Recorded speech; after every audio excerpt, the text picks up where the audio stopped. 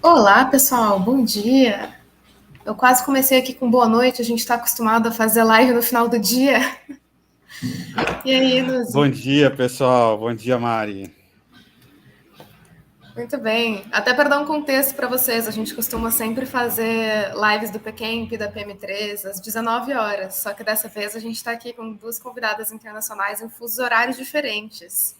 A Laura está nos Estados Unidos, em São Francisco, agora é 8 horas da manhã para ela foi muito parceira de topar falar agora.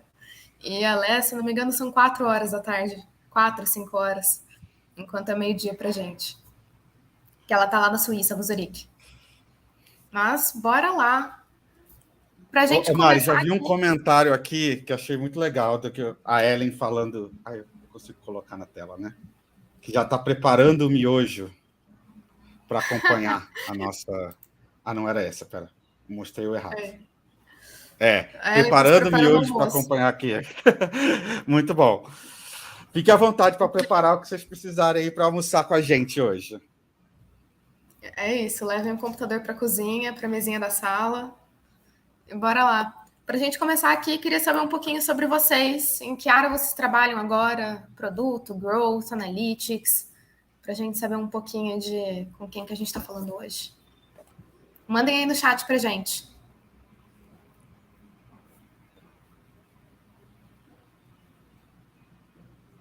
Produto de design. Legal.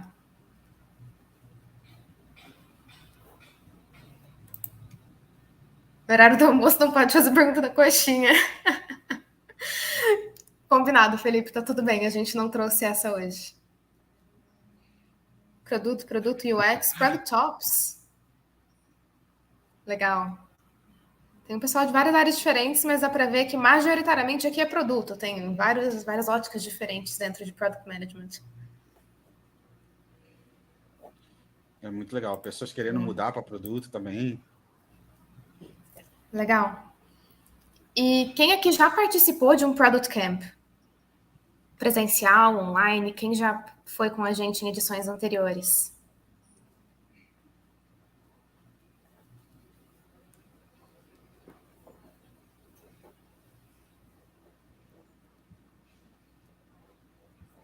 Rebeca nunca. Poxa, quem sabe esse ano pode ser uma primeira vez, hein? Presencial 2019, online. Legal, mas tem uma galera que vai pela primeira vez nesse ano aqui, pelo que a gente está vendo. Amanda já participou de qual edição? Conta pra gente. Boa. A Bom, pra quem Stephanie que foi tá ano aí. passado. Ah, legal. Foi na última edição já. Bom, pra quem que tá aí no ar já faz 7 anos, desde 2016, 17. A gente já vai para a nossa 8ª edição nesse ano, e com o tempo a gente se tornou o maior evento de Product Management da América Latina. É muito legal ver como a gente foi crescendo e conectando bastante a comunidade de produto aqui no Brasil. Olhando até aí para o nosso crescimento desde 2016, aqui eu estou trazendo só as nossas edições presenciais, nem trouxemos o online. O Pequemp acontece sempre em São Paulo. Até antes da gente fazer essa edição aí de 180 pessoas, o Pequemp começou dentro de um café com tipo uns 6 profissionais de produto que só queriam se reunir para falar sobre o que estão passando dentro do trabalho, trocar experiências, se desenvolver junto. E muito legal ver que a gente cresceu nesses últimos anos 10 vezes. E agora, em 2023, a gente já está esperando 1.800 pessoas. Isso em São Paulo, presencial, no Centro de Convenções Frei Caneca. E eu acho super importante a gente sempre trazer, tanto no Pequemp quanto no Esquenta, a gente acha muito importante trazer os nossos pilares. A gente acredita que o que é importante de um evento é justamente a gente trazer o conteúdo de alto nível, com cases reais e palestrantes de referência. Nada de utopia, nada de teoria, a gente não vai ficar falando de mundos ideais. A gente gosta de falar sobre o que a gente realmente faz em produto no dia a dia dentro das empresas. Nesse ano, a gente espera vocês nos dias 5 e 6 de dezembro. Inclusive, a Leah, que está aqui com a gente, a Laura também, que vão trazer algumas talks hoje aqui para vocês. vão ser Keynote Speakers dentro do PCamp em dezembro. Alguns pontos importantes. As talks que elas vão fazer hoje são diferentes das que elas vão fazer em dezembro. As palestras que elas vão trazer em dezembro vão ser ainda mais aprofundadas, com cases mais high level, bem detalhados e com tópicos um pouquinho diferentes. A Leah, que está aqui com a gente, é Head de Produto na Jua.ai, e já passou por empresas como Small PDF, Notion Capital e também Microsoft. Ela é consultora em várias empresas dos Estados Unidos e da Suíça sobre Product-led Growth, especificamente. A Laura, hoje, lidera o time de PLG também, dentro do Mixpanel, e a carreira dela foi muito focada em transformar dados em estratégia. Aqui, a Leah vai falar para a gente hoje sobre PLG e a Laura vai falar sobre como usar dados para empoderar a PLG. Aí, lá em dezembro, elas vão trazer toques ainda diferentes. A Leah vai trazer uma ótica diferente, mais prática, sobre como, de fato, aplicar a PLG. E a Laura vai falar sobre como transformar dados em um roadmap de produto. E a Lúcia, quer falar um pouquinho? Claro, continua aqui. E vale reforçar aqui que o Product Camp é um evento da comunidade de produto para a comunidade de produto, né? Então, a gente recebeu esse ano mais de 280 submissões de palestras no Call for Papers. Foi super difícil. Eu sou um dos participantes aqui que estava selecionando os palestrantes, né, a partir desse envio das palestras, e foi super difícil selecionar muita palestra legal. A gente está com 34 palestrantes confirmados, alguns deles estão aqui nesse slide para vocês, né? O Joca Torres, que acho que não precisa nem de apresentação, né? Talvez a maior referência em Product Management no Brasil, com vários livros e tal. Nosso instrutor aqui da PM3, temos um baita relacionamento com ele já. Temos a Cecília Passagli, da BIP, o Paulo Celos, que eu vi que está aqui no chat, que mandou mensagem que vai ser um dos palestrantes, Fernanda Faria também. Então, muito palestrante legal. Não estão todos no site ainda. Se vocês olharem lá no site do Product Camp, vocês vão ver que a gente está... exatamente porque a gente recebeu muita submissão, a gente está mandando as últimas confirmações dos palestrantes selecionados, e aí a gente vai subir todas as informações dos palestrantes lá no site, tá? Mas aqui vocês já vão ter uma bela amostra de tudo que a gente vai ter lá. Eu consigo passar aqui, né? E além disso, né, a gente está com essa gama aqui de palestrantes que vão fazer, de patrocinadores que vão estar com seus stands lá no Product Camp, e vocês vão poder interagir com eles. Cada um deles pensou ali no seu stand com suas diferentes ativações, então tem muita coisa legal para quem estiver lá no evento, passando ali pelos stands de todos eles. Vai ter o nosso stand da PM3 também, né? Então, muita coisa legal para rolar, tá? E E só lembrando aqui que para o Esquenta do PCamp, a gente fez ali uma campanha, né, de que você podia convidar os seus amigos, seus colegas de trabalho e tal. E o primeiro lugar dessa campanha vai ganhar um ingresso para o PCamp e a camiseta da PM3. E o mais importante, está valendo ainda, e vai valer até 1h da tarde, não é isso, Mari? Isso mesmo. Então, até 1h ainda dá tempo. Então, pega lá aquele linkzinho seu, né, para você divulgar, que você até pode, por esse aqui, se você quiser olhar esse código, esse QR Code aqui, vai te levar para a página que tem o link, né, para indicar para alguém. Está no e-mail que vocês receberam hoje, nos últimos dias também, sobre o Esquenta do PCamp. Pega ali aquele grupo de Slack com o seu time e tal, manda lá agora, o pessoal está perdendo a oportunidade de ganhar conhecimento aqui e está almoçando. Besteira, né? Podia aqui se juntar com a gente e participar daqui do Esquenta do PCamp. Beleza? Então, vamos... não, e tem mais uma coisa importante. Eu já ia chamar a Leia, esqueci de uma coisa importante. Para vocês ficarem até o final aqui da nossa live, do nosso evento, que a gente ter uma surpresa, um presente especial aí, tá? Não vou dar o spoiler, só espera um pouquinho, que daqui a pouco a gente volta. Eu e Mari vamos voltar aqui com esse presente, tá? Exato, um presentinho para todo mundo que estiver ao vivo com a gente. Agora, bora chamar a Leia. Boa.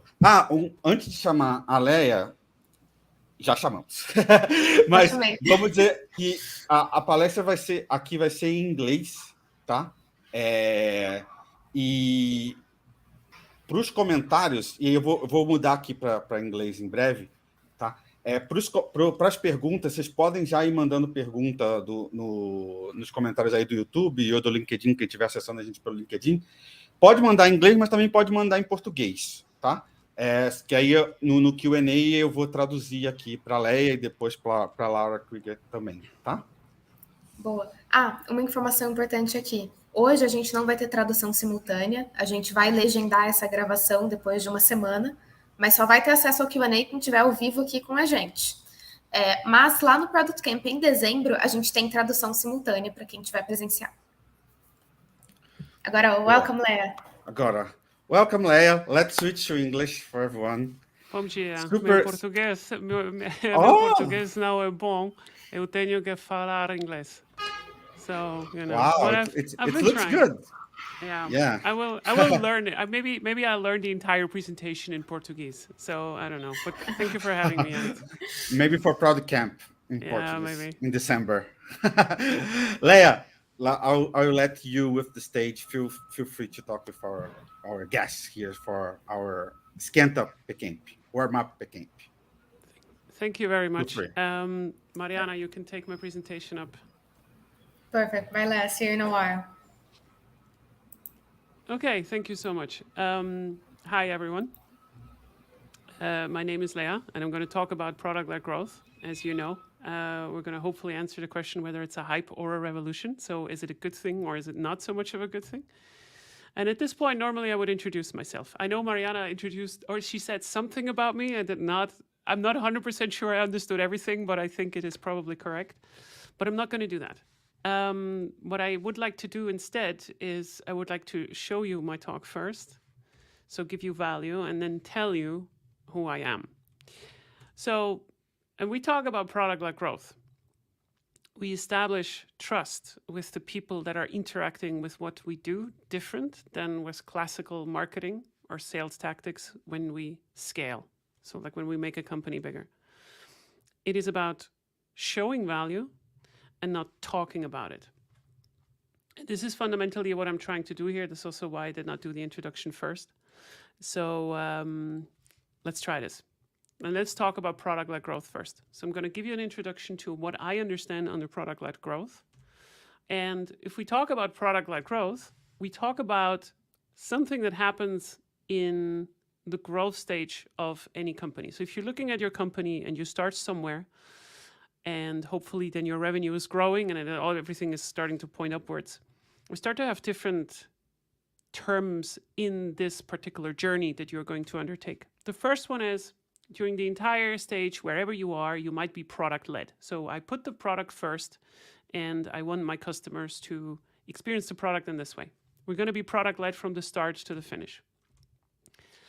If we talk about the later stages of a company, so once you have found product market fit, once you know who your ideal customer is and what your product should be in the market, then we talk about the growth phase.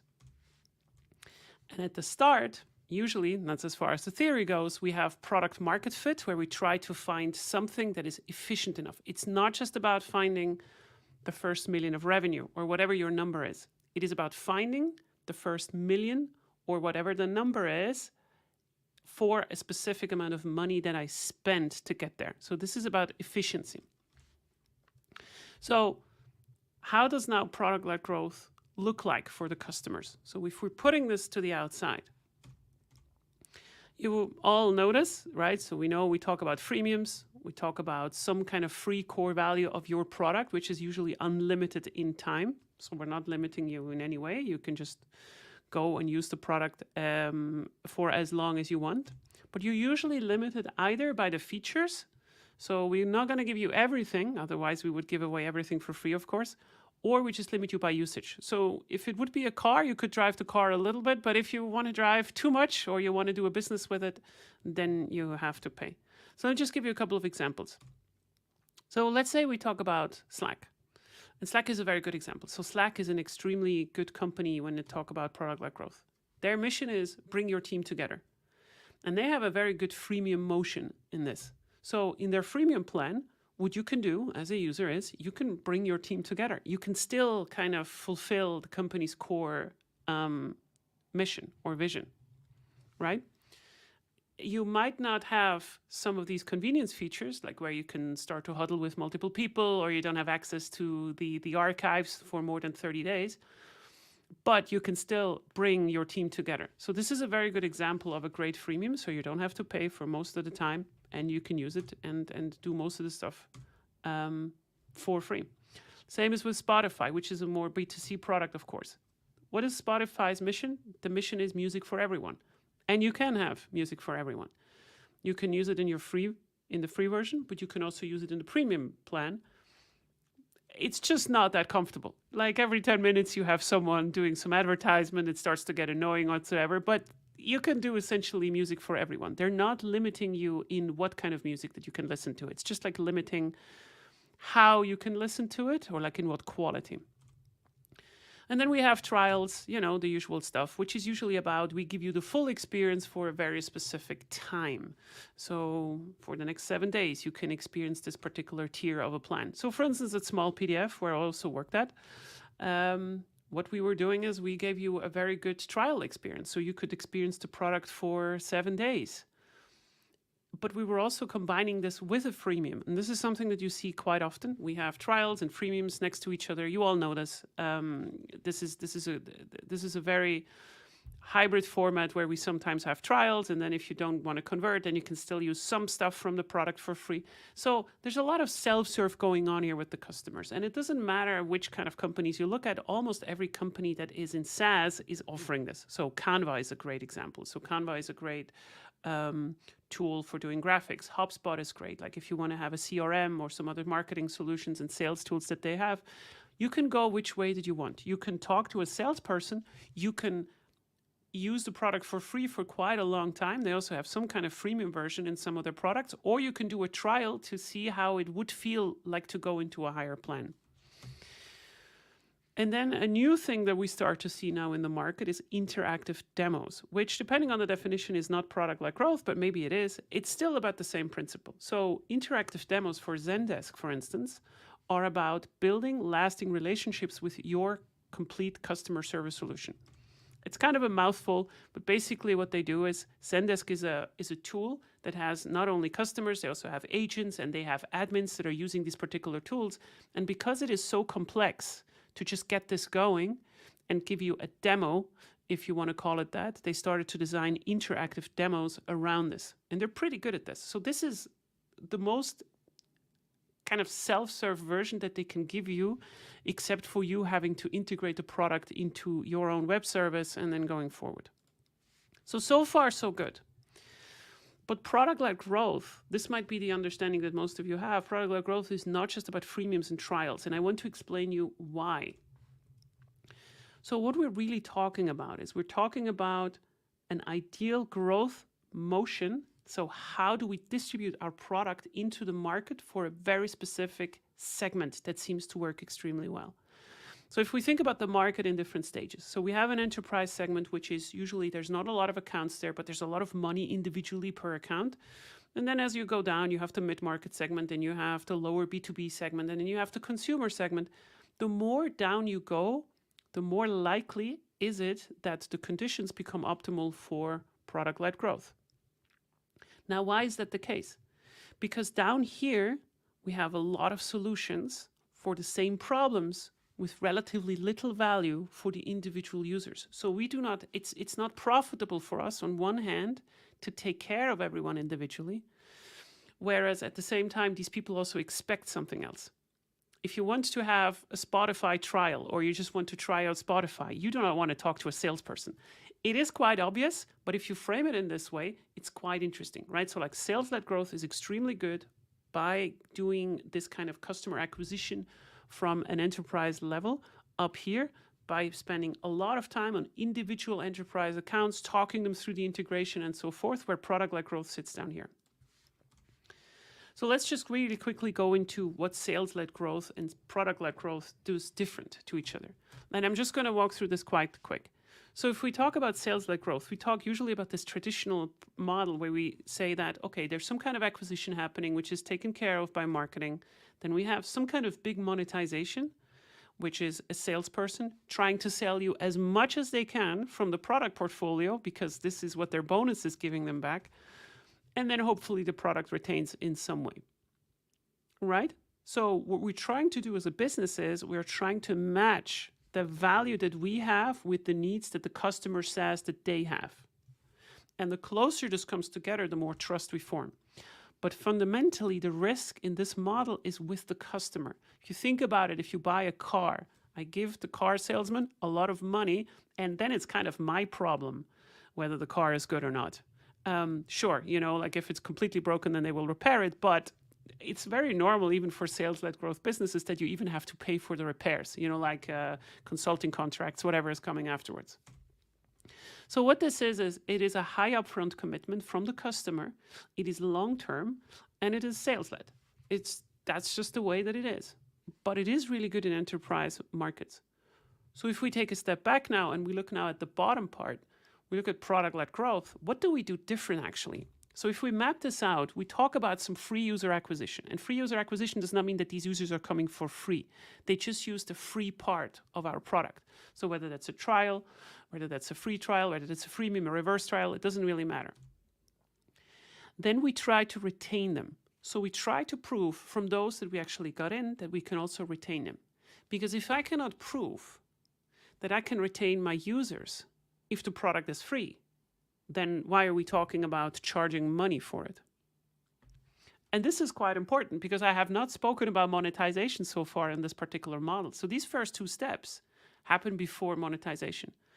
So in product-led growth, what we usually try to do as well is we try then to monetize small. So we try to get some kind of charge where the customer gets used to our paying process, you know, little commitment, and then in the future, expansion. So long-term value is starting to follow.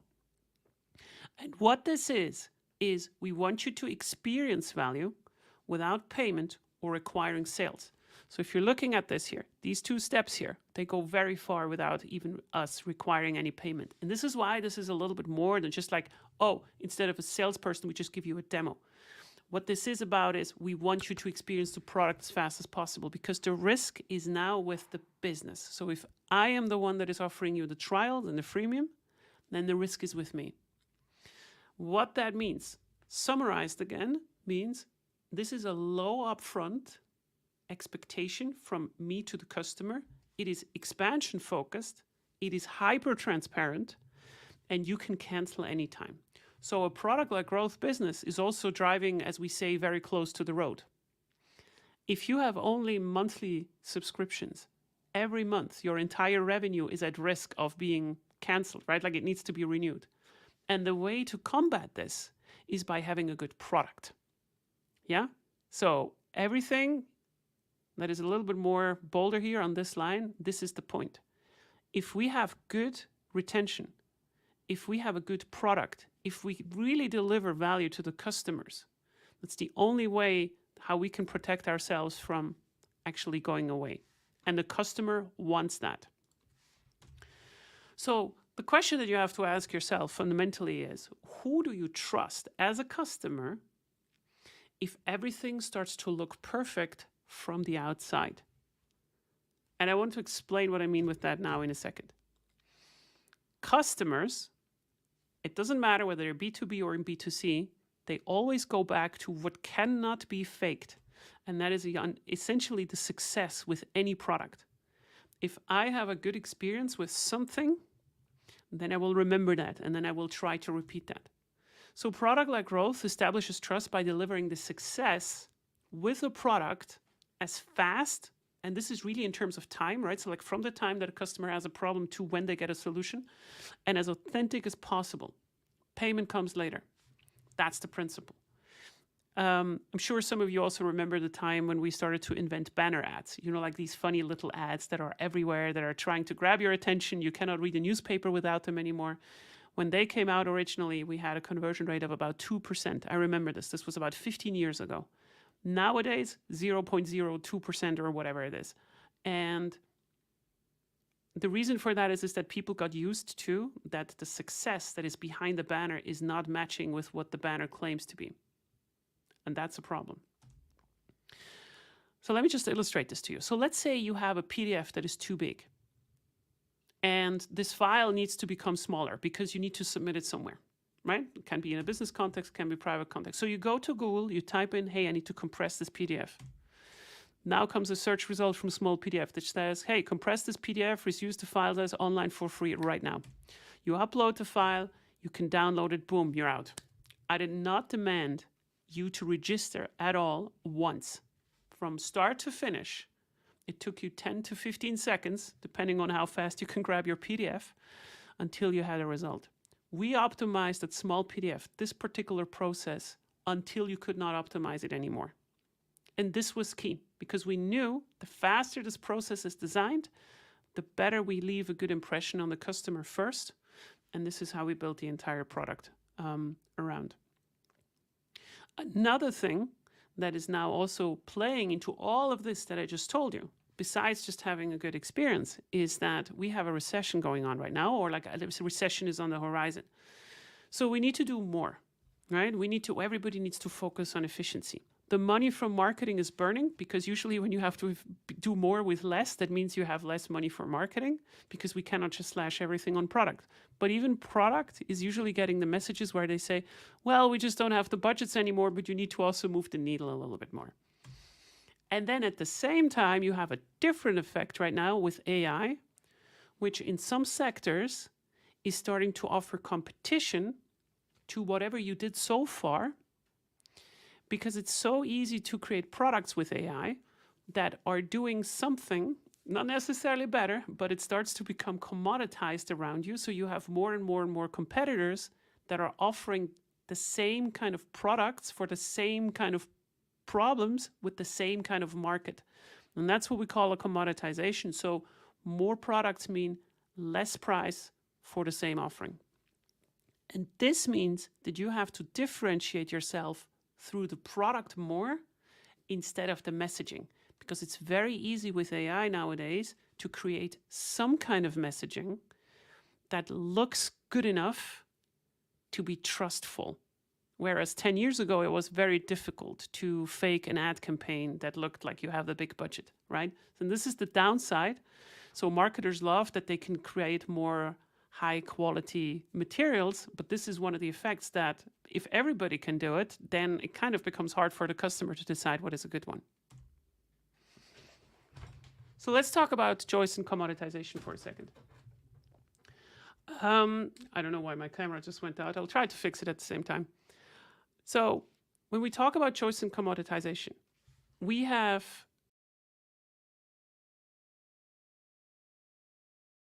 still hear me? Am I still streaming? Oh, there you go. Okay. So let's talk about choice and commoditization. So let's say you want to buy a car. And 10 to 15 years ago, maybe you only had 2 cars to choose from. So what do? You're going to test drive both of these cars. And then you select which one is the better one, and then you go.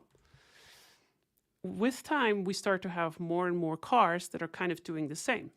And at some point, there are so many cars for us that we just select those that are easy to drive. So before I even get into the car, the difference is actually starting to be in your buying journey and how you can evaluate it before you even drive the car. And this is what's so important to understand. It's not just about your core product anymore. It is about the buying experience and how you evaluate the entire thing. So this becomes a part of your product. And what your product is becomes much more. It's not just anymore the car. It's about how you buy the car and how we take care of you while you are using the car, whether Spotify integrates with the car, whether I have some additional services. So it's not just anymore about the driving. And this is how we have to differentiate. And it's not just a core product. So is there a different way for us on how to look at this? The question might not be, what is our product? The question is, what is customer success? Because we know that the customer success, whether I love a product, is a leading indicator for long-term revenue. We all know this, of course. So let's look at this a little bit different. So if we look at customer success, we have different stages. So the customer usually goes through a setup moment, which means they are ready to use your product. So for instance, I have downloaded an application, but I have not done anything in it. So I can measure this. Then they have an aha moment. They have experienced some kind of core value of your product. So for instance, with the PDF, it means that they downloaded the first file. And then they have some eureka and habit moment where they have experienced some extended value or they start to use your product on a regular basis. So customers and users are going through this entire flow. So let's look at this end stage, right? So like, what is a typical eureka and habit moment for these users? So let's say we use Slack. So Slack has a good example for this. When a Slack account, which is in B2B, has sent 2,000 messages within 30 days, then the company considers those to have reached a eureka and aha moment. For small PDF, so for the company that we had, we counted someone to have had a eureka moment if they used 2 different tools on one particular document. Now, why is this important? Because if you're looking at it, you could look at it this way. Well, we put in some kind of users at the start, and then we get some kind of customers out at the end. You could look at this in terms of it's like a funnel, right? Marketers love this. So you have something at the start, and then you have less at the end. But this is kind of like a limited view. What if we flip this? What if we look different on our users? What if we don't treat this as a funnel, but look at this as every customer that we put in that has a setup moment, that goes through aha, that has a eureka moment, has a potential to recommend someone else that is then going through the setup, aha, eureka moment, and so forth. And now you probably also understand why product-led growth is so incredibly strong in these consumer segments. Because if you care about this, if you care about the efficiency of this entire loop, so how many people are starting to recommend at the end, how many of those that I put in at the top, then we start to measure efficiency. And there's nothing cheaper than word of mouth. This is the most expensive salesperson to hire into your team, but they work for free once you have them. It's kind of like having a very strong brand. And these loops have a specific efficiency. And knowing them is knowing whether you can keep the water in your dam once you add more at the top. Right? Because if this loop is not efficient, then you can always generate more revenue by adding more water. But if at some point this water becomes more than what's flowing out at the bottom, then you start to die. Because scaling an inefficient wheel like this is the #1 reason for product-led growth companies to die. So how do you make this wheel now go faster? So let's say you agree with me and you say like, hey, Leah, this is great. Okay, we understand. This is a wheel. We need to understand this. How do we make this wheel fast? The first thing is we should focus on recurring needs. So things that happen often for the users. So we need to sit down and we need to understand what happens often for our users. What is the reason why they come back to us all the time? It's about short time to value. We can measure the time it takes from I have a problem, here I have a solution, in between we can reduce this. We can target this. And this one is incredibly important. A lot of companies are focusing on making their products easy on the website, but did you design your product so they're easy to recommend and explain for someone that actually loves them? Because if you cannot explain it easily to me, then how do you think I can recommend it to someone else when I recommend the product? We all know how this is, right? Like we have a friend that has a problem and we know we have a good product that they could use and they're just not listening to us. And sometimes it's actually on the company because they don't make it easy for us. And these goals, so these things that I just showed you before, right? Like these different stages of the customers, these are goals where we can target value. So we can say, hey, this particular team, this particular growth team is making this loop faster or a very specific stage inside of this particular loop. And that's really cool. So let me introduce myself now, because I didn't do it at the start. I don't know what Mariana said, so let me just go through this really quickly. So this is a picture of me riding on 2 fishes and, I don't know, I'm hunting something. I teach at Maven a course about product-led growth on B2B. I'm also a B2B growth advisor for scale-ups. I have been an early stage employee on 2 hyper growth companies that was doing this as well. So one of them is Small PDF and one of them Dyndeal. I've been the head of product. I was at Microsoft. I've been the head of product at Jua.ai. And I'm the author of the #1 product-led growth guide on Google. So you can also look at the stuff afterwards for free. And I also have a podcast. And what I do is I help scale-ups, excuse me, to understand this entire motion when they are getting into this growth phase. So let me now answer the question that I was asking, or like the reason for this entire presentation, why product-led growth is a revolution. There are 3 reasons to this. The first one is that B2B buyers are starting to behave like B2C users. So the same stuff that I just showed you is starting now for B2B buyers. They start to have choice. And as this choice is coming, it puts pressure and starts to put segments that were originally enterprise market to mid-market and mid-market to lower and lower to consumer. And even sales-led growth companies are starting to combine it and use it in their strategies. And this is what we call product-led sales. And I want to just walk you through this really quickly, because if you were paying attention, then you saw that there's something missing here in the mid-market. In the mid-market, what we see, which is now starting to become very prominent when we talk about B2B acquisition, is product-led sales. So how does product-led sales work? We are looking at teams and accounts, and we're trying to find those that are worth reaching out when they signal, I am ready, through their measurable behavior. So the stuff that I showed you before, but on an account level. So how do we do this? Again, we have some kind of free usage from B2B accounts. Then we give them a score. We say, are they using the product successful? Whatever metric that is, 40 points. Are they visiting specific pages? For instance, the terms of service that only someone would look at if they're really interested. Are they accelerating their usage? Are they using the product more? Are they starting to invite other colleagues? Are they sending more messages? Whatever it is. So you start to figure out the scoring system for an account that has multiple users in it. And once they go over the specific threshold of points, then we call them product qualified accounts.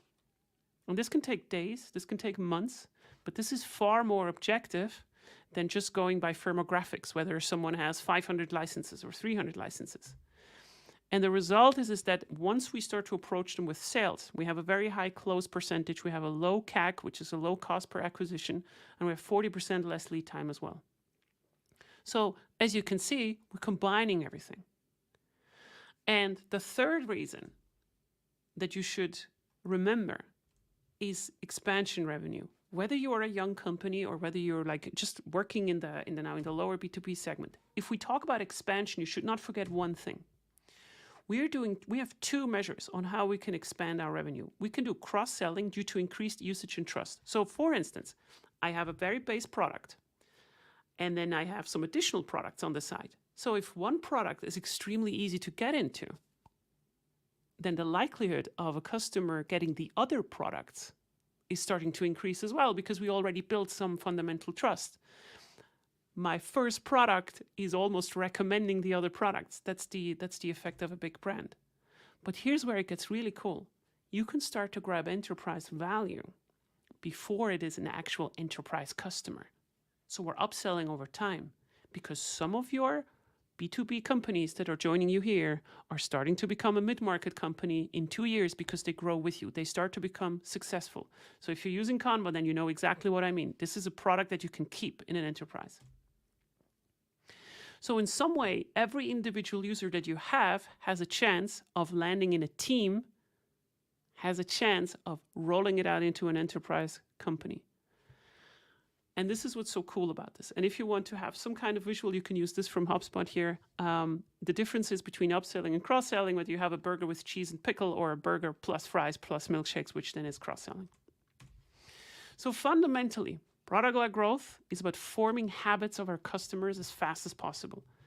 And for product, it means that you only ship or unship what makes this wheel go faster and what is measurable. And this is before payment is happening. For marketing, it means that you are starting to be measured on the quality of your traffic and not just the quantity. I'm not interested whether you bring me 500 visitors. I'm interested whether you bring me 20 that are getting an aha moment. For sales, it means that we incentivize you on customer expansion. So like whether the customer is successful over the long run. Can you identify those that are getting successful in a year? And not just the ones where you're selling too many licenses.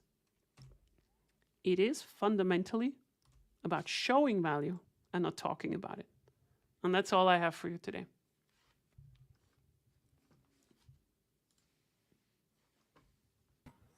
Leah, thanks for your presentation.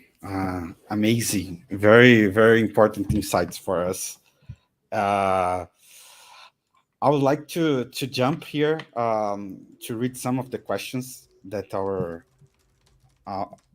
viewers sent. There are like very interesting questions here. Let me go with this one first. That is a question from Ananda. How to make change to adapt the company from a sales-led model to a product-led model, at least for some of the customer segments? That is a fantastic question and a very difficult one as well.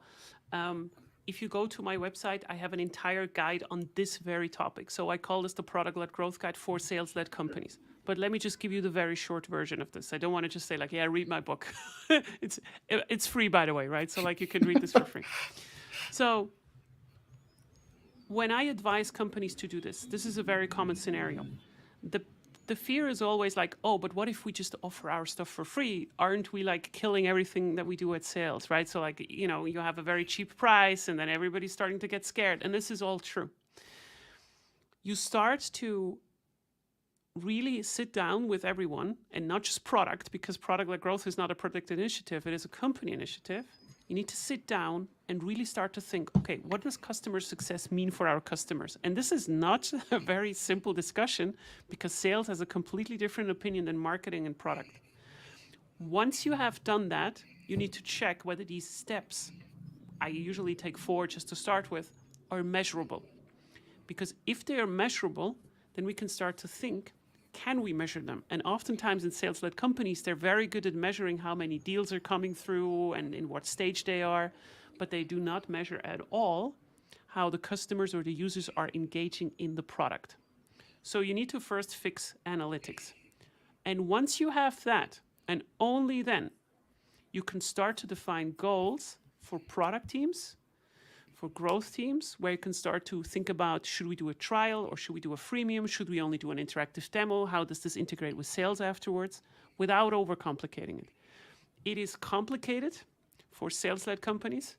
It is much harder for sales-led companies to do product-led growth rather than product-led growth companies doing a little bit of sales. But that's kind of the too short version. I hope I explained your question or I answered your question, Ananda.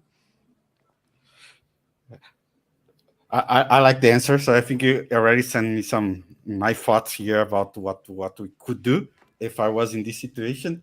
I think there is one that's, I think a little similar, not so much, but I'll bring it here. That is, if I'm starting a new company now, how to decide if I should go product-led or sales-led or both, or product-led sales, right? The other definition that you brought to us today. Yeah. So this is a fantastic question. In general, you can think about in which segment are you selling. So if you have a smaller company that is selling directly enterprise solutions, that's possible. You know, like when I was at Jua, I was also selling directly to enterprise customers. Then usually a sales-led approach is naturally making sense. And if you're selling more in this down market segment, right, like so you go down this pyramid, then product-led is probably the way to go. However, there is an interesting thing. It can be an extremely strong competitive advantage if you are the only one in a very specific niche that offers a self-serve version for a problem that is traditionally being sold sales-led, right? So a very good example is fraud prevention. So fraud prevention is something about you have a payment that is happening, and then you as a business need to check whether this person that has sent the payment is fraudulent, right? Like they're trying to rip you off.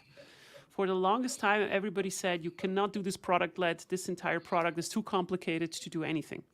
If you go to seon.io, so seon.io, you see a very good example of a company that actually managed to make the self-serve. You do not need to talk to a salesperson. You can try it out, and it actually shows you very good how this product works. And that is a very good example of grabbing market shares just because you sell different, because you don't have to talk to a salesperson at all. And that could sometimes be one of the trickier questions. So I would say if you can, then do product-led growth.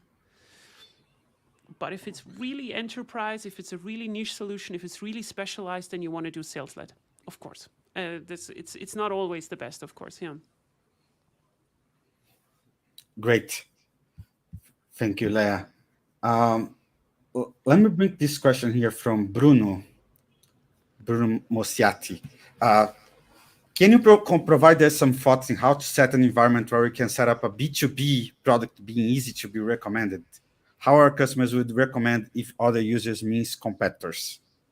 Sometimes they are competitors, yeah. This is a fantastic question. Let me start with the end of the question first. So who is a competitor? And you can think about it in two ways. So normally the way that we think about competitors in product-led growth is not a competitor with a different software. So for instance, it's not Spotify versus Tidal, or it's not Excel versus Google Sheets or whatever. So it's small PDF as well, for instance. You would think that our competitor would be Adobe, right? Like small PDF is offering PDF solutions, so Adobe does that as well, so they're our competitor. Our biggest competitor actually was doing it by hand, or using your phone, or using some kind of other solution. The question that you always have to ask yourself is like, what would the customer do if they did not know that we would exist? Do they go to a software competitor, like that offers a specific product? Or are they using just a different solution, which can be just pen and paper, right? Like this can be that they facilitate something like this. Once you know this, so are you a greenfield replacement, or are you something that is competing against another solution in what people would do? Then you can start to research how these people would recommend also the product. I can give you a couple of tips because there's no universal solution for this, but I think you should not try to use B2C customer tactics to do recommendations in B2B. So for instance, don't give people money or make it urgent, like, hey, like if you recommend someone in the next 5 days, you're going to get this and this stuff. That does not work in B2B. But a good idea is to, for instance, think about if I just give a one-page or PDF about my business to download, and then someone needs to download it and send it by email, is that really as easy as you can make it to be? Or does it make sense that you invest a little bit of time and you make whatever this recommendation is inside your product easy to share to another email, maybe also with some statistics, like so that the people that is recommending it is also getting some kind of feedback. Oh, look, this is how it looks and so forth. And there's no attached thing, right? They don't need to register or anything. You need to understand your market very, very well for this. And recommendations have to be easy. Yeah. Cool. Very, very good insights. Nice. There is one question here from Mateus about user registration, and it's actually one of the things that I also was thinking about when you were presenting. That's in which case is it necessary to require user registration, right? How can we maintain communication with the customer to encourage them to upgrade if they are not registered? This is another really great question. I'm not just saying this. These are really good questions. So I was doing, we had 50 million monthly active users at Small PDF. 50 million per month. Wow. And we did not require a single registration. You could use the product twice a day for free. And the way that we tried to kind of limit this was by checking whether the device, like the device ID has already done something. But we wanted to make it free, right? So like we wanted to make the friction free. The problem is, as Mateus already said, now you don't know with whom you're dealing with. That is acceptable in some areas, like B2C, where you have just so many users that it doesn't make a difference. But if you are a B2B company, it actually can be very useful if you introduce user registration and some kind of friction, like who are you and so forth. Most customers are very understanding that you want to know something about them, and they are okay with it. And that helps you in two ways. First of all, it really gets rid of people who are just not a good fit. People also start to notice, oh, this is a B2B solution, this might not be for me, or like, oh, this is too annoying, whatever.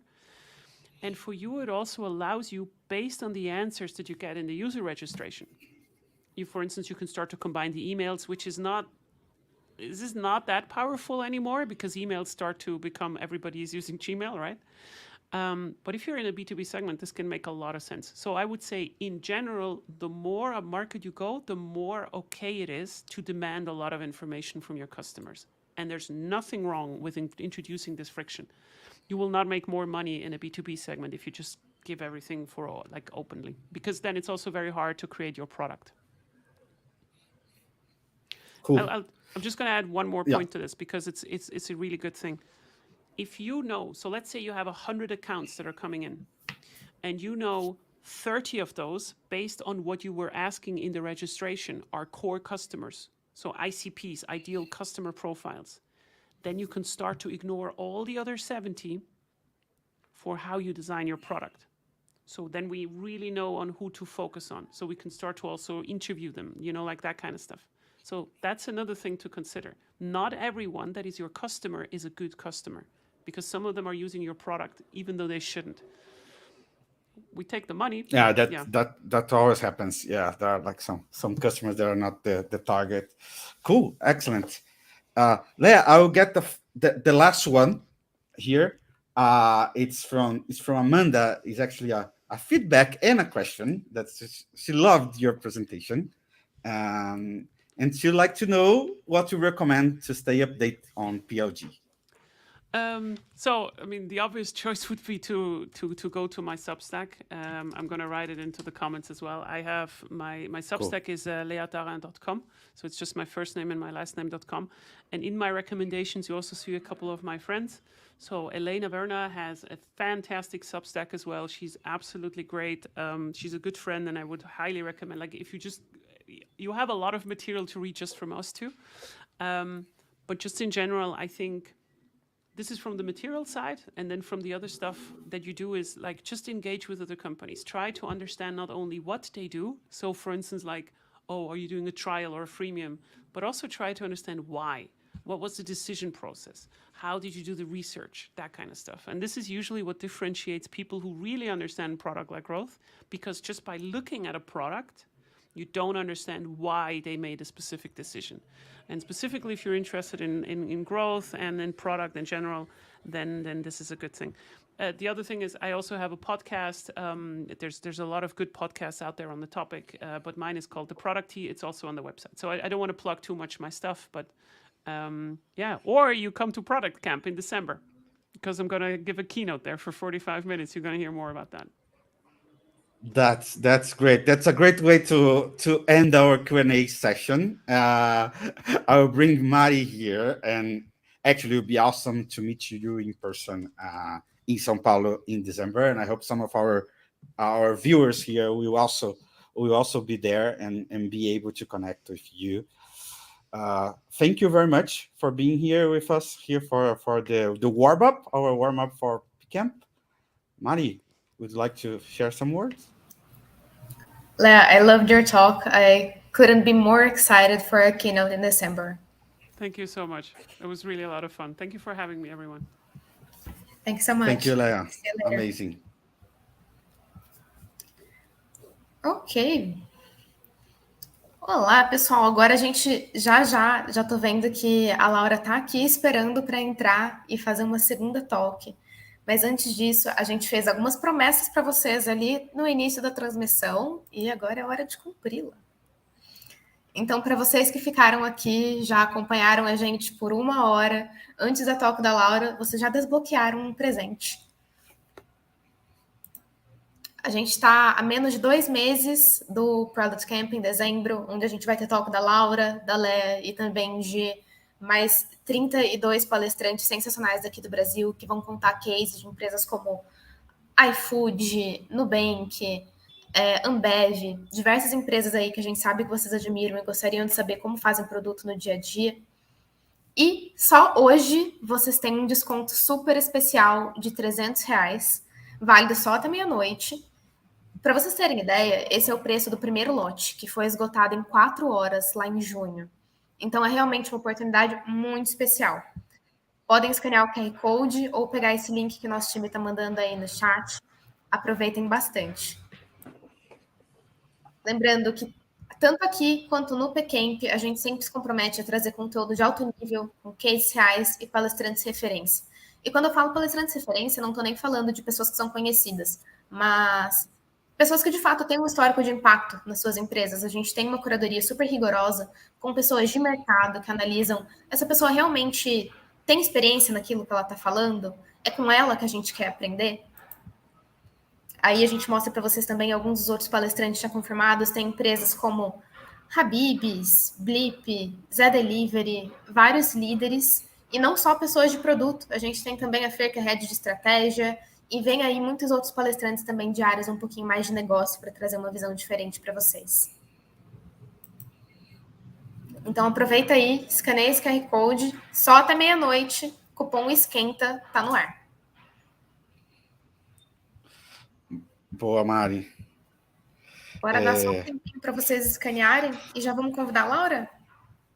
Vamos, acho que vale comentar que a gente está indo simplesmente para o outro lado do mundo, né? Andamos aqui, 9 horas de fuso agora, lá da Suíça, indo para... Vou deixar a Laura falar de onde ela está nos Estados Unidos, imagino que seja na costa oeste dos Estados Unidos. Então, acho que é isso mesmo, acho que podemos chamar, Mari. Welcome, Laura. Hello. How are you? I'm doing well. I'm really excited to be talking with everyone here, and was loving listening to Leah's presentation. Because I enjoy listening to her podcast and subscribe to her Substack, and she's just a wonderful thought leader in the space. But also because so much of what she touched on is very similar to the journey that we've gone through with Mixpanel. So excited to kind of take kind of her broader level lessons and then make it a little bit more concrete by sharing some details around how we at Mixpanel have gone on that journey ourselves. Perfect. That's going to be great. So I'm going to leave you to it and share your screen. Laura, the stage is yours. Great. Okay. Wonderful, everyone. So yeah, talking today about product-led growth, and specifically within product-led growth, how that has influenced our pricing and packaging journey. Okay, so before kind of get into the meat of it, I figure I'd set the stage by sharing just a little bit around what Mixpanel is. I think this will be helpful context as we go forward. So Mixpanel, it's a software tool. We do product analytics or event-based analytics, kind of whatever term you're familiar with, but doing analytics for product marketing and data teams. And our goal is to make it fast and fun to get answers, make decisions, and ultimately show impact. Really, we exist in order to empower builders and help builders build better products. So a little bit of history. Through this little chart in here, just if you're like, what does that mean? This is sort of an example of, we've got funnels and flows and different ways of tracking how users go through the product. And we will get into this more later, but that is for us really the aha moment is when somebody has a question, is able to answer it successfully, and then be able to act on the what they learned in Mixpanel. So a little bit of history. Founded in 2009, really was the first company to really modernize product analytics, the first company to do event-based analytics. And what that means is that instead of looking at kind of Google Analytics was the predominant analytics tool at that time, and it was much more focused on page views, but that wasn't keeping up with the changing world. that the world was increasingly going mobile. So like the concept of page views didn't really work or wasn't as meaningful. And really what you were interested in is like the actual actions of your users or the events. If it's, if you think about your product as like a cafe, you want to know when somebody walked into your cafe, you want to know when they talked to the cash register or the cashier, there we go, that's the right word, when they order a coffee, when they order a croissant, and kind of how they're feeling through that experience. So founded in 2009, so we've been around for a while, but have chosen to keep kind of a relatively lean organization. So there's around 100 folks of us in EPD, which for us is engineering, product, and design, and kind of the core building of our product. Thinking about our ideal customer profile, this will also something that will bubble up more through this presentation, but we primarily are focused on product. And for that, we really mean everyone who's involved in building a product. So engineering, product, and design, marketing, and data teams with digital products. We want to make sure that they're invested in improving the digital experience, and that the digital experience is core to how they think of themselves and the value that they then provide to their customers. And then sort of thinking about the different kind of go-to-market motions that we have for our product. We do a combination of self-serve, product-led sales, and sort of a more traditional enterprise sales motion. We'll talk more about how all of those kind of channels for distribution coexist. But for the majority of the time today, we'll be focused on kind of our product-led growth, which we kind of have self-serve and product-led sales are both kind of central to our product-led growth. Okay, so this is just a little history. I mentioned we were originally started in 2009 and found product market fit pretty quickly. It was really, kind of that's where the winds of change were coming, and we were in the right place at the right time to capitalize on that. I think there was, a real explosion of innovation happening in the tech universe, particularly among sort of startups at that era. And obviously, if you're building something, you want to know who's using it, how are they using it, what do I need to improve, all of those types of questions that Mixpanel can help answer. Also just mentioned ARB here from kind of an engineering perspective, that we also kind of early on did a lot of investment in being able to query extremely large amounts of volume very quickly. Okay, so fast forward, we're now 5 or 6 years into Mixpanel's life cycle, and we start to see some problems. Both on acquiring new users as well as churning our existing users. So some of that was what was happening in the market. We were no longer the only game in town. And so we were seeing increased competition when we thought about acquiring new users. And we also had a problem that we had a pretty high churn, that we were selling this vision of being able to really make data-informed decisions, but we weren't really following through and making sure that our users were actually able to do that. And so as a result, we started to see churn increase and our user growth start to flatten. Just for context, this chart here, this is actually just a screenshot from Mixpanel, but for what we're looking at here is viewed report. So this is just the number of users that are logging into our product, which is obviously viewing a report is a pretty core workflow for us. And when this line is starting to flatten out, we were like, might have some problems. Also, I guess I should have done a little more preamble on myself personally. I'm Laura Krieger. I've been at Mixpanel for almost 6 years now. And for the first 2 years was leading our business strategy. And then 4 years ago, switched over to product, and now am kind of part of the team leading our product-led growth initiative. So I actually joined kind of around this time where things were looking not so great. And it was is this sort of the end of the road for Mixpanel? We've become kind of the second choice. What's happening? And it was really a big period of some real existential questioning for us as a company. Okay, so to be honest, there was a year or two where we kind of weren't making fast progress towards improving things.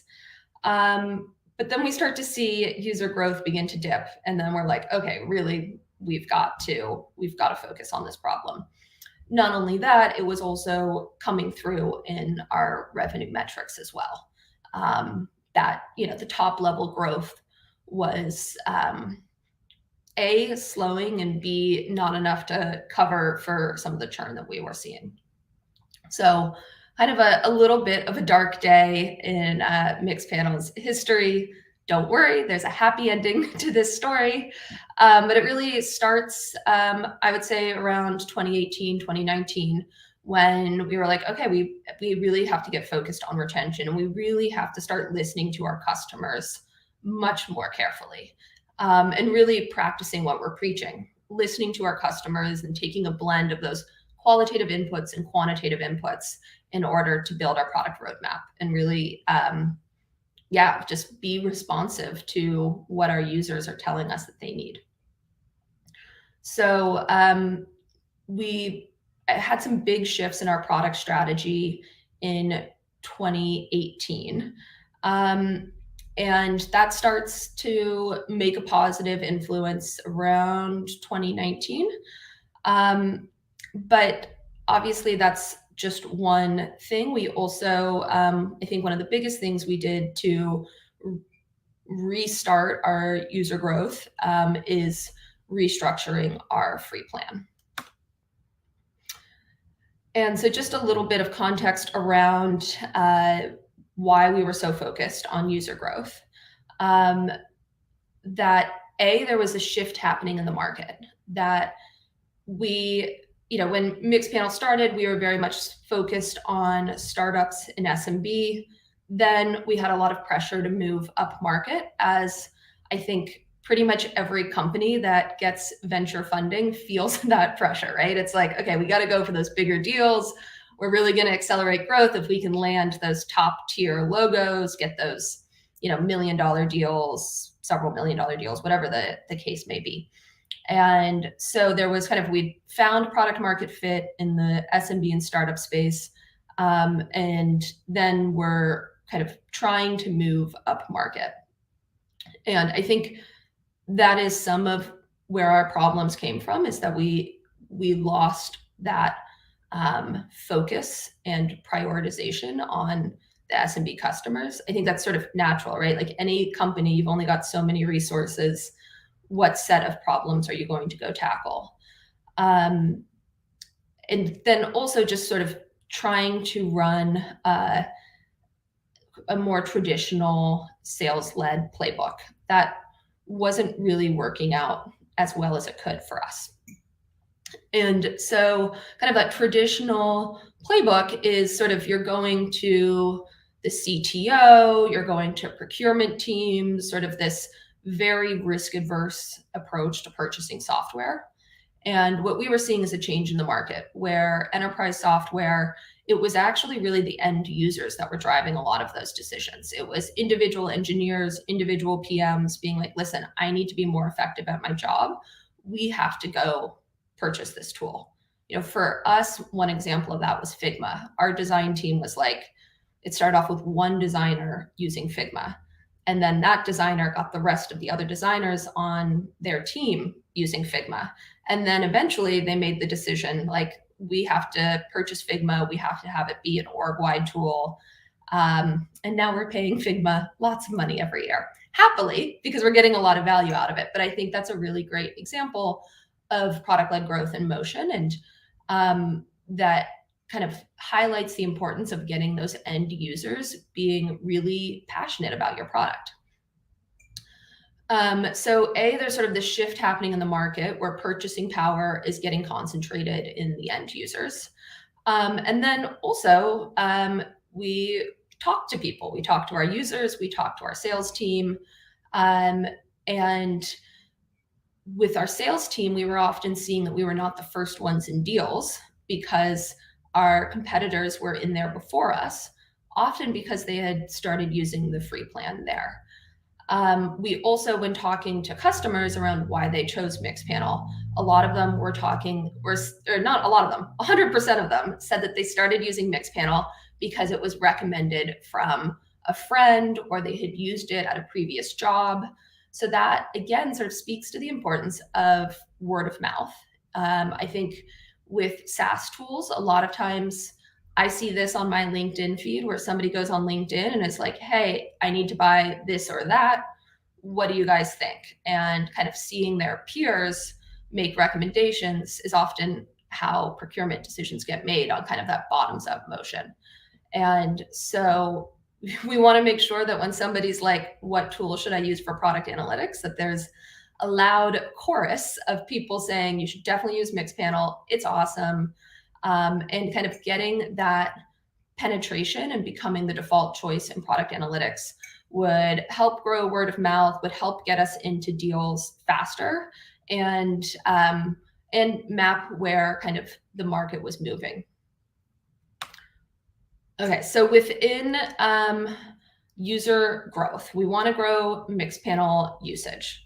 So sort of just decomposing that metric into kind of the different variables within that. So if we want to grow users, we can either grow the number of accounts or we can grow the number of active users per account.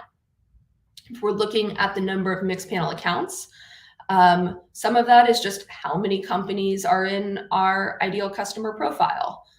Part of Mixpanel's early growth was because there was explosive growth happening in the market that we were targeting. So, not all of these levers are within our control, but a lot of them are. And so we really started thinking deeply around what can we do to drive Mixpanel growth of our users. And I think, we tackled a lot of these different things, kind of on the number of active users per account, trying to really make Mixpanel super easy to use. I think depth of analysis is important to us, but making sure that ease of use is sort of something that we view as a differentiator in the market, and really being thoughtful around the design of our product. Another effort that's been a big effort for us is implementing. That is, to get started with Mixpanel, you do need to be a little bit thoughtful around what events you want to track and then actually connect the data.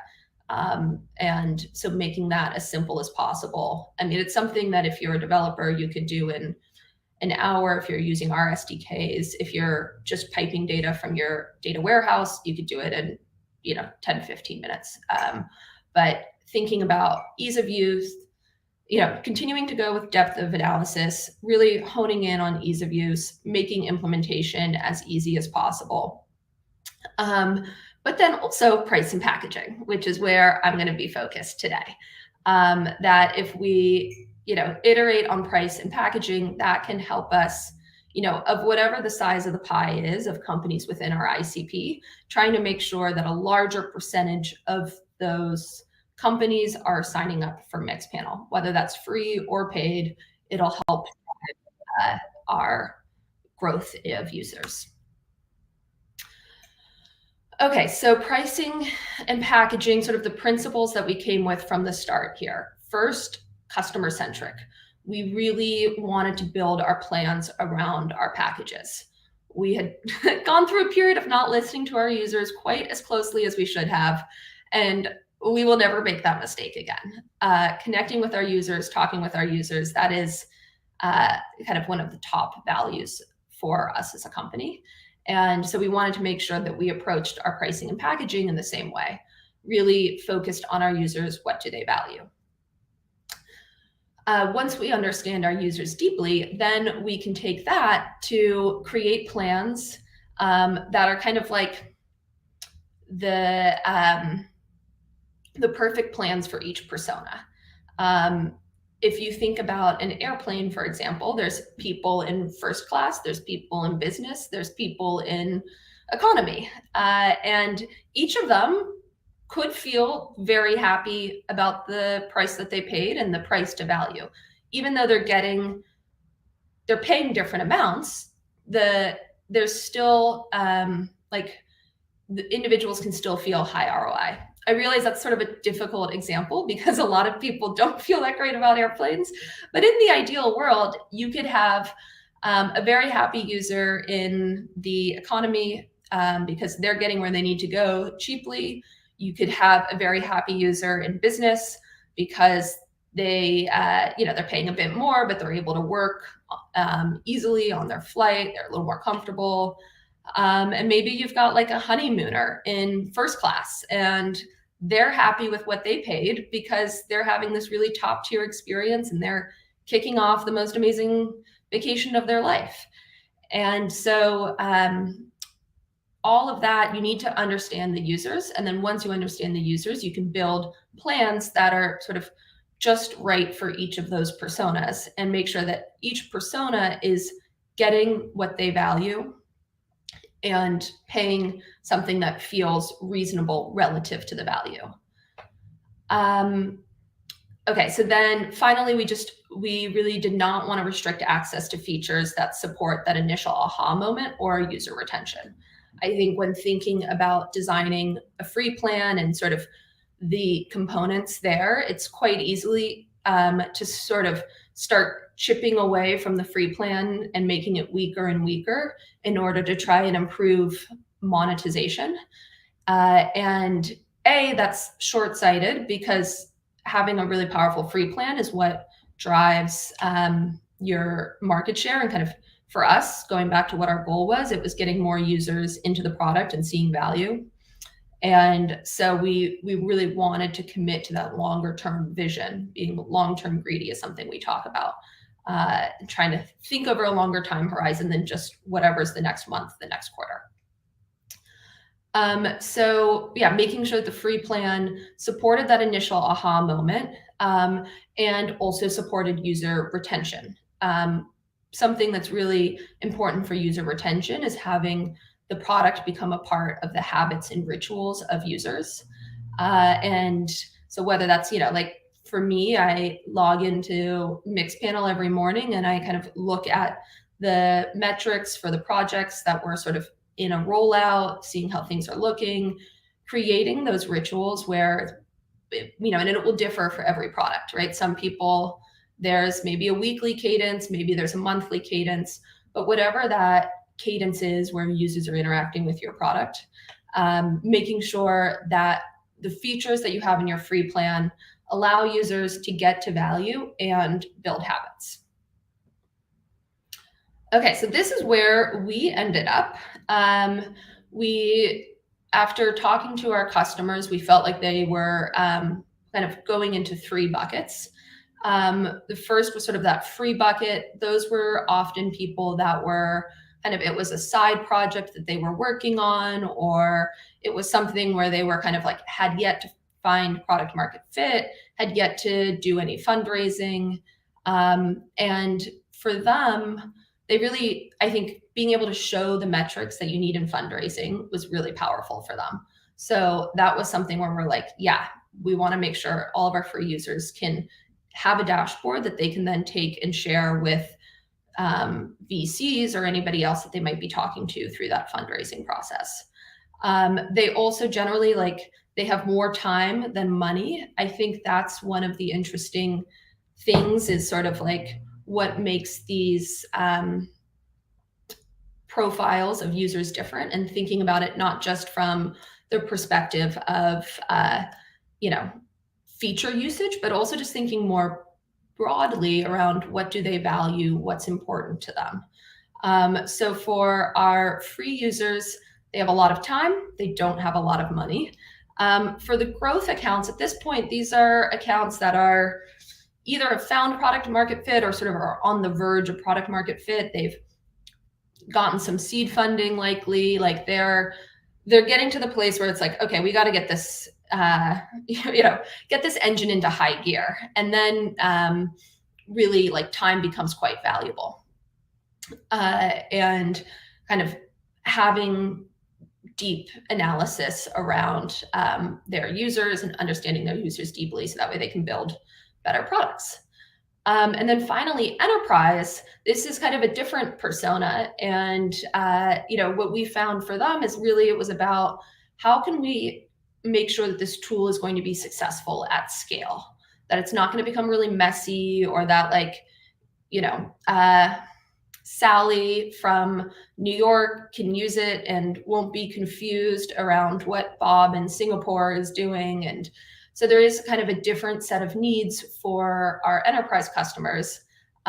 They also have a very different willingness to pay. Like if we can solve those problems for them, they're willing to pay a significant amount for that.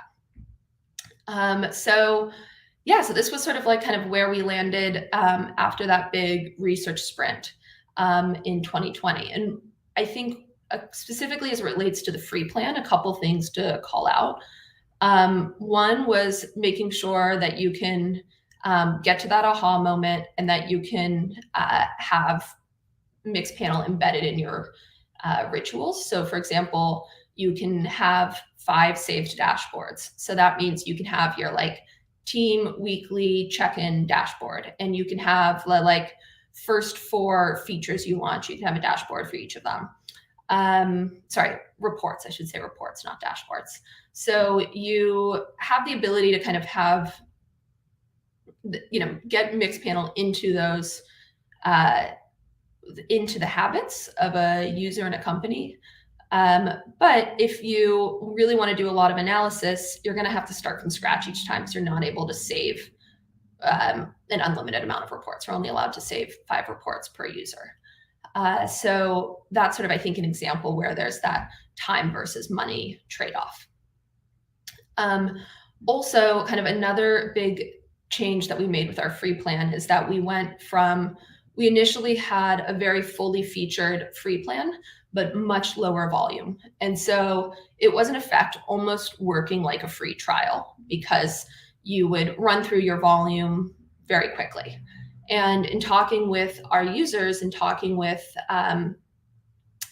folks that were using our free plan, as well as users that were using our competitors' free plans, trying to understand how they made those decisions. And one of the big things that stood out was volume. They're like, if I'm going to invest the money or time, if I'm going to invest the time to implement, I want to make sure I'm not going to very quickly hit the end of the road. So what that, and I think that's something that you'll learn in talking to your users and sort of understanding what those initial hurdles are. But for Mixpanel, there is a little bit of a hurdle. It's we've done a lot of work on implementation, and so it's far less of a hurdle than it was in the past. Really with our data warehouse connector, you can get started in 10 to 15 minutes, but it still is something. And so particularly for kind of the free customers, and because there is that initial friction that we have to overcome, we found that having a free plan that had much more kind of a runway was much more effective at bringing new users to the product than something that had the perception of oh, this is only going to last me for 2 or 3 months. Is it really worth investing the time? So those are kind of the big changes we made in our free plan, is that we changed the volume. Our free plan right now is up to 20 million events per month. So that's, I don't know, mental math here, 1.2 billion events per year. And so a really high volume plan. And then okay, we can't give that much volume for free and have all of the features. So trying to think about what is unique and how each of these personas, what they value and what their friction points are and pain points are. And so for the free plan, it was really highly high volume, and they're willing to make some trade-offs around time versus money. So making some of the differentiators between starter and growth just being like efficiency of working by, saving things and making data transformation easier and things like that. Okay, so I told you there was a happy story at the end of this. If you remember, kind of like, here's where we're finding product market fit, things are looking good, things are accelerating until they weren't. And we had a little dark period there where things were not growing as they should. And then we got even a darker period where things started to shrink. But we really kind of dug in as a company and made a lot of changes. And now we're back on a happier path and seeing really strong growth in the number of users and in our kind of the market share that we have within kind of our pie of ideal customers. So this isn't entirely due to pricing and packaging as much as I would like to say that it was, because working on the free plan was a big project that I worked on. But I think the combination of our pricing and packaging and just really focusing on listening to our customers and improving our product and fixing our problem with retention, I think the combination of all of those different things really helped kind of break us out of this declining trend line and into something that is a lot happier of a chart to be looking at. Okay, so I said at the outstart that I would talk a little bit around how we have both kind of the self-serve product-led sales and sales-led motion. And so this is kind of how we think about our revenue funnel. And so we think about, okay, signups, like this is really kind of this bottom path here is really kind of the core, well, yes, this self-served path as well as the product-led sales path. Those are both under the umbrella of product-led growth, because in both of those scenarios, we're focused on users getting to value before there's any purchase. So for our self-serve, and by self-serve, we just mean the accounts that can purchase online. So for those accounts, also I'm running low on time, but this is my last slide, so don't worry. I'll be wrapping it up quickly. So for our revenue funnel, so signing up, getting kind of into the product, then connecting data. That's, whether it's from your data warehouse, whether it's using Segment or using our SDKs, kind of that moment where you actually have data flowing. And then user activation. For us, that's that first aha moment where someone within the account saves a report. And for us, like, we chose that as our aha moment, kind of philosophically, because if you found something interesting, you are going to save it. Like if it's not interesting, you probably won't save it. So that's a sign that they've had a little like, ooh, this is something I want to come back to. So that's kind of how we're defining user activation. Because we are kind of a B2B product and we're selling to other companies, we also have a team activation moment. So right now for us, that is having at least 3 users within the product, kind of utilizing Mixpanel within each org. We found that if we can get to 3 unique users viewing a report for the first time, that the probability that that account converts to paid increases by almost 700%. So for us, that team activation and kind of the collaboration element is really powerful. So we've got sign up, connect data, user activation, team activation, and then finally a paid conversion through our website. That is our self-serve channel. For our kind of product-led sales channel, we have the concept of a PQA. So this is sort of always evolving. We're really iterating quickly on the definitions of PQAs based off of the feedback from our sales team and like when they want to be reaching out to accounts. But for us, it's some combination of like their activity within the product, the reports they're saving, the types of reports they're saving, the number of reports they're saving, the number of users saving reports, combined with the volume that they're sending us, as well as other triggers. Like if they're visiting our sales page a lot, or if they're visiting our pricing page a lot, or if they're visiting like our terms and conditions.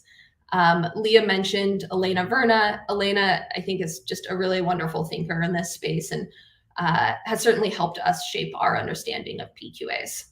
So when an account hits that moment, they're kind of bubbled up to our sales team, and then our sales team can make the decision to work that opportunity and hopefully get them to paid. So that's our product-led sales channel. And that is, it's sales assisted, but it's still about the user getting to value before purchase. And then finally, we do have the traditional sales-led channel. For a lot of really large enterprise accounts, like you do need to do, the marketing, you need to have marketing qualified leads, you need to specifically go after buyers as a separate identity. Like I talked about at the beginning around how there's kind of this shift towards a bottom-up purchasing motion where the end users are the ones making the decisions. That is true for many companies, but not all companies. So for the kind of the right tail, that is a relatively small number of logos, but a high percentage of our revenue, we do have we've maintained sort of the traditional sales-led approach there as well. So kind of depending on the user's profile and their preferred buying experience, and also kind of what we think the opportunity is with each of those accounts, we can kind of Goldilocks style give them the right path for them to go through, all of which hopefully end with a paid conversion and then also upsell. This is sort of our new business revenue growth funnel. We have a similar one for upsells as well, and kind of thinking through that as well. But yeah, so I would say in summary, product-led growth at Mixpanel, like we've always had this bottoms-up motion ever since the beginning, but we did lose our way for a bit there and then doubled down and really focused on getting users to value before purchasing, and doing that through a combination of improving our product as well as improving our pricing and packaging. And that has really helped restart our growth and set us back on an exciting path. All right, so that's my little spiel. So yeah, any questions? Laura, thank you very much for the presentation. Great case, great information about how you handle the situation, the challenge in the past. We have a few questions here on YouTube, and I have already selected a few of them for us to talk about it now. So let's jump to the first one. I'll go with this one from Bruno. How important do you think that product should follow up user insight metrics like CES, right? The customer effort score, for those that listening that might not know what the metric is, instead of only user analytics metrics? Very important. I would say that it's actually we call it our net promoter score. We have a little survey and product that asks folks like, how likely are you to recommend Mixpanel to your friends? Again, going back to the importance of word of mouth and how crucial that is to our company's growth. And so the net promoter score is a top tier metric for us. It's something we have a whole Slack channel dedicated to that, where you can consume all of the scores as they're coming in, and it'll tag the salesperson if there's a low, or like the account manager or CSM or whoever's the right person. If somebody puts in a low score, we follow up with them directly to understand what's going on, if there's a problem we need to fix. That like Slack channel also has all of the comments that are put in there. So for me as a PM, if I'm like, one of the products that my team has led is the creation of templates. So like if I see somebody putting a score in while they're on kind of part of the templates experience, that's obviously somebody I'll want to reach out to as well. So I'd say very important. And I think it's really where the power comes from is combining that qualitative feedback with the quantitative feedback. And I think it's looking at the net promoter score and being like, okay, we want that to go up. But then when you can combine that with product analytics, then you can start to ask deeper questions around what are the people that have higher net promoter skills have in common? What can we, okay, they're all setting up, this is again a Mixpanel example, but like they're all setting up a cohort within the first 14 days on the platform. How can we get more users to set up a cohort? And so I'm a huge believer in user insight metrics. Those are really central to how we, as a company, approach thinking about our users, and also help inform our roadmap as well, to kind of marry the qualitative and quantitative. Cool, great. There is another one here also, Laura, that is about this mix. It's actually about the aha moment. You talked about that, and Leah also talked about that. And the question here from Ananda is how to define the aha moment. Is it based on metrics or based on user perception? Both. Or both. The answer for all of these things is probably going to be both. So if we want to wrap up Q&A quickly, we can go down that path. But I think, really the power comes when you combine your insights and the things that you learn from talking to your customers with metrics. And it's sort of the intersection of those two where I think the best decisions are made. And so for us, we had kind of a brainstorming session where we kind of a bunch of different people across product and sales and support and services, we all sort of like had this brain dump of like, what are all of the possible moments? And then we went, kind of took that and then kind of crunched the numbers. So looking at how, kind of, depending on what percentile a user is in that demographic, like how does that relate to user retention and accounts likelihood to convert to paid or to grow with us over a longer time horizon. Oh, very cool. So actually you guys start with the qualitative part and the ideation and then just like confirm with data, right? Yeah, exactly. I think we started with a qualitative brainstorming. We then followed it up with like a quantitative, like, is there anything we're maybe missing here?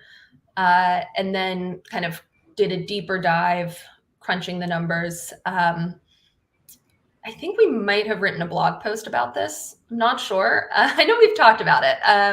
If not, we should, because I think the analysis that we did around identifying the aha moment was not like rocket science. I think it's probably pretty similar to a lot of different companies. But just looking at kind of regression metrics and things that are like relatively simple statistics to get a sense of, and I'm sorry, that probably sounds very confusing. Basically, they're like our reports and stuff like that in Mixpanel that can help you think about the relationship between aha moments and retention and conversions to paid. Cool, great. If there is this blog post, you can send us. I know. I'm like, we'll put here on I don't want to say that for sure because I'm pretty sure I said I wasn't going to write the blog post, so I'm not sure if they found somebody else to write the blog post. But we should have it. If we don't have it already, we will have it at some point in the future. Yeah, that's good. That's good.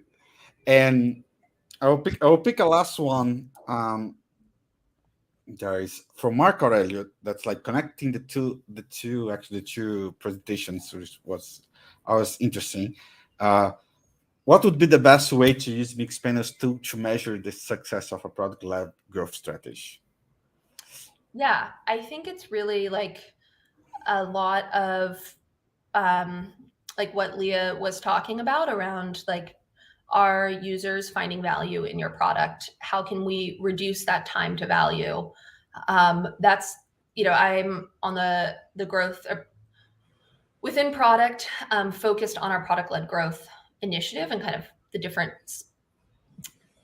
wavelengths of that, I guess. And for us, like a big focus is onboarding and growth, and like making sure that users that get into the product can really quickly get to value. And so I think that's one way of like, are we creating a product that is compatible with a product-led growth strategy? Can users get into the product and get to like that aha moment, get to value, do all of that independently?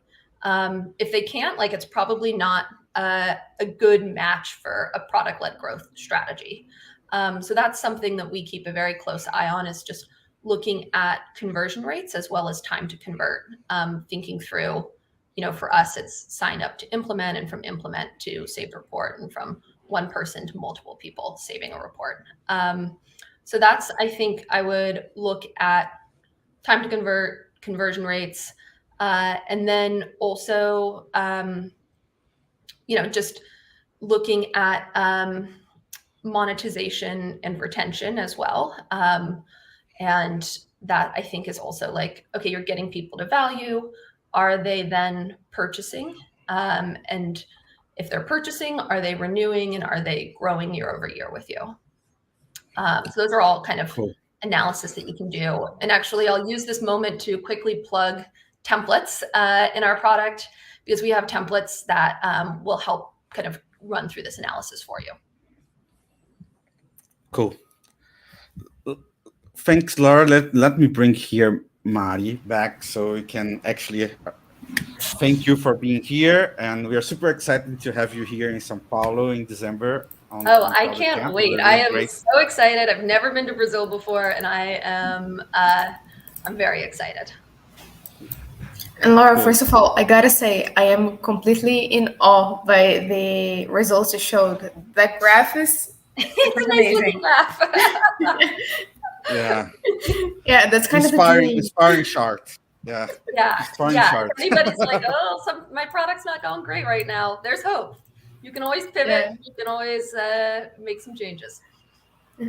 Thank you so much for sharing with us some of your experience. We're really excited to have you at Product Camp in December. Wonderful. Yeah, very excited. Looking forward to it.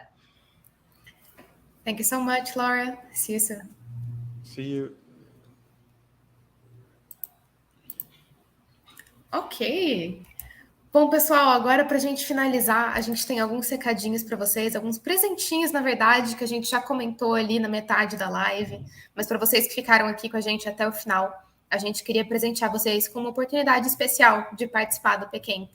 O Product Camp é o maior evento de Product Management da América Latina, não só do Brasil, e a gente está quase chegando em maior do mundo. Se eu não me engano, tem só um evento ainda na frente da gente, e não é nem de São Francisco, esse a gente já passou faz tempo. Vai acontecer em 5 e 6 de dezembro aqui em São Paulo, no Centro de Convenções Frei Caneca. A gente está esperando 1.800 profissionais de produto. E com essa promoção de hoje, que vale só até meia-noite, vocês têm R$300 de desconto e fica pelo preço do primeiro lote, que esgotou em 4 horas lá em junho. É realmente uma oportunidade única que vocês não podem perder. Vocês podem escanear esse QR Code aí, na hora de finalizar a compra, é só aplicar o cupom Esquenta. Vale reforçar que tanto a Leah quanto a Laura vão participar como keynotes, mas a talk que elas vão trazer em dezembro não é a mesma de hoje. São talks em outros temas e ainda mais aprofundadas, porque elas vão ter mais tempo de apresentação. Um pouquinho do que vocês vão ter acesso lá no PCamp. Vão ser 34 palestrantes em 4 palcos diferentes, falando sobre produto, negócios, liderança, estratégia, discovery, UX, Product Marketing, Growth, são várias trilhas diferentes para vocês poderem montar a agenda de vocês de acordo com o que vocês têm interesse. E, claro, sempre com cases reais e muito networking. Uma coisa até que vocês vão ter muito a mais lá no PCamp, e que hoje, infelizmente, a gente não conseguiu, é o networking. Pensa, vocês vão estar em um espaço com mais 1.799 profissionais de produto disponíveis para vocês se conectarem. E não é só que vocês vão estar no mesmo espaço, a gente vai ter também dinâmicas de networking para facilitar essa conexão. Então, a gente vai ter uma área lá, um loungezinho da comunidade PM3, em que a gente vai ter várias dinâmicas diferentes para vocês poderem encontrar uma pessoa legal para você ensinar, para você aprender, talvez conseguiu um emprego novo, talvez surgiu um negócio, a gente já conhece várias histórias doidas de transformações de carreira que aconteceram dentro do Pequeno. E além disso, a gente vai ter várias experiências de patrocinadores também, né, Yanuzi? Inclusive o Mixpanel, a empresa que a Laura trabalha, vai vir dos Estados Unidos para se conectar com vocês lá no evento. Isso aí. Teve até comentário aqui sobre brindes do ano passado, do Mixpanel, que estava em outro Product Camp, outra edição do Product Camp. Então, sempre tem... Nossos patrocinadores sempre trazem coisas legais. Exato. Tem brinde, tem cafezinho, tem sala de conteúdo, até um spoiler. A Amplitude, que também é uma ferramenta de Product Analytics, vai ter uma salinha de conteúdo deles lá durante o evento todo. A Debrief vai ter um lounge para vocês carregarem o celular. Tem várias experiências legais para vocês curtirem dentro do evento. Então, realmente, aproveitem essa promoção. Eu queria aproveitar esse momento aí para a gente tirar algumas dúvidas. Presencial, sim, Thaís, acontece em São Paulo. A gente não tem versão online do Product Camp, porque a gente prefere focar toda a nossa energia em fazer um evento presencial incrível. Eu ia comentar aqui, só, Mari, que é até meia-noite mesmo, hein, pessoal? Não é que quem mandar mensagem no nosso WhatsApp da PM3 amanhã de manhã e tal, não vai ter, é só até meia-noite mesmo, tá? E eu também queria comentar, apareceram algumas dúvidas aqui sobre a gravação, né, dessa live aqui. Elas vão ficar disponíveis, vai ficar disponível aqui, logo depois já fica disponível no YouTube aqui nosso da PM3. Então, se você não está inscrito no YouTube, se chegou até aqui na nossa live, se inscreve, porque tem muita coisa legal. Depois dá uma olhada em tudo que tem disponível. Tem várias lives que a gente fez em outros momentos. Tem o nosso Mesa de Produto, que é o nosso podcast. Tem a versão em vídeo do Like a Boss, né, que é um outro podcast de negócios digitais que também está hospedado no nosso YouTube. Boa. Inclusive, o Paulo já garantiu a presença dele. Tivemos lá em dezembro. Qualquer coisa, se tiverem alguma dúvida sobre o Pequeno, é só mandar para a gente, que a gente está disponível aqui. A gravação será enviada em português. A apresentação, o PowerPoint dela está em inglês e não terá tradução, mas vocês terão acesso daqui a uma semana, a partir do dia 25, a essa gravação legendada. A gente vai adicionar a legenda aqui nesse mesmo link, vocês podem voltar para assistir. Tem essa aqui também sobre se é apenas para gestão de produtos digitais, Mari. Não, Guilherme, a gente tem bastante gente de Product Marketing, pessoas também de áreas de negócios dentro de empresas de tecnologia que costumam participar. A gente tem as trilhas de produto e também algumas trilhas de Business and Innovation, de negócios e inovação. Também temos a trilha de Product Marketing e Growth. É bastante legal para pessoas de outras áreas também que querem conhecer um pouco mais sobre o universo de produto.